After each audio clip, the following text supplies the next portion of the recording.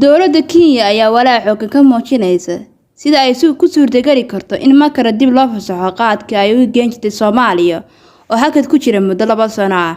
Wasiirka Beeraha dalka Kenya Peter Muye ayaa BBC-da u sheegay in maanta la saxiixi doono heshiiskii ganacsi ee u dhexeeya Soomaaliya iyo Kenya maadaama madaxweynaha Soomaaliya uusan ka qayb galin shirka urur goboleedka IGAD ee ka dhacay magaalada Nairobi ee dalka Kenya oo la filayay in lagu saxiixo labada dal. Heshiiskan ayaa dib u dhici lahaa wuxuu horseedi lahaa inuu furmo qaadka ay Kenya u soo dhoofin jirtay Soomaaliya. Heshiiska ayaa lagu waday in lagu saxiixo shir madaxeedka urur goboleedka IGAD ee ka dhacay dalka Kenya iyadoo la filayay in la qaado xayiraad saarneed 2 sanadood ee u dambeysay qaadka Kenya. Bishii June ayay ahayd markii ugu horeysay wasiirka beeraha ee dalka Kenya oo shaaca ka qaaday in wada hadaladii u dhexeeyay labada dal ee Soomaaliya iyo Kenya ay galeen qaybtii u dambeysay si heshiis loo gaaro xayiraad ay ka qaado Soomaaliya qaadkii kaga imaan jiray dalka Kenya.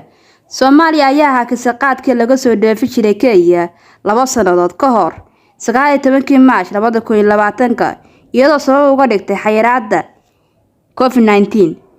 Xakinta qaadka ayaa si kastaba ha ahaatee marnaba aan la qaadin kadib markii uu soo shacbaxay khilaafkii diblomaasiyadeed ee soo kala dhex galay labada dowladood.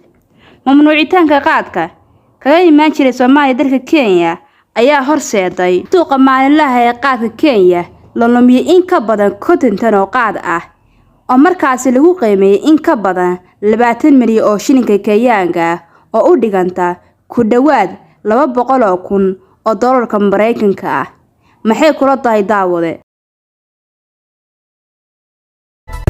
bishaaro waxaan kuugu bishaareynayaa application-ka Baysi waxa uu ka caawinayaa inaad ehelkaaga lacag u dirto adigoo jooga gurigaaga iyo goobtaada shaqada. loo diraha lacagtu waxay ugu dhacaysaa telefoonkiisa gacanta. Baysi waxaad ka heli kartaa App Store-ka iyo Play Store-ka.